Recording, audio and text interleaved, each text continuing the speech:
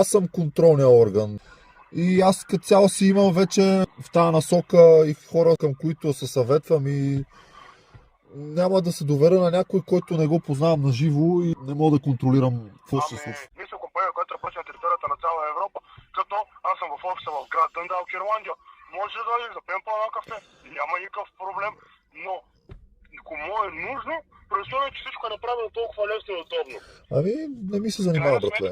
Не. Именно за това се явява финансов регулаторен орган. Аз за това ти предлагам да се отвориш сега телефона, да ти покажа лицензия номера, финансовият регулаторен орган. Ти какво смяташ, че е най-лошото нещо, което може да се случи с абсолютният минимум, който коментирахме с теб от 500 евро? Брат, ме боли фара за тия 500 евро. Аз некой път ги изкарвам и за един ден тия пари въобще. Просто не искам и друго, което ме издразни. Аз блокирах един-два номера, вие ми звъните от 3, 4, 5, 6, 7 и това малко ме отблъска допълнително. Това е достойно за уважение от твоя страна.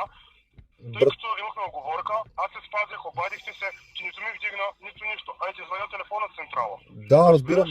Да бе, ясно. Ето сега ти заявявам, че не искам да ми звъните повече и да ме занимавате, брате. Добре, окей. Но каква е сериозната причина? Това ти казваш, че няма да имаш достъп до средствата си. Не бе, това е, че много се натегате. Много се натегате, брато. И това ме издразни, разбираш. В смисъл, моля ти, блокирам два номера, ти ми звъниш от трети, от четвърти и така нататък. Ами виж сега, тук интересно е изцяло за мен, представя, че съм видял някаква сериозност за твоите действия, в твоите постъпки, смятах и очаквах да издържиш на мъжката си дума и в оговорения час да вдигнеш телефона и да коментираме ситуацията. След като ти не ми вдигна телефона, аз пресех, че нещо се е случило и затова съм те потърсил още два пъти. Не, всичко е наред, братле, жив и здрав съм. Не ми звънете повече, няма смисъл, приемете ме за несериозен и така.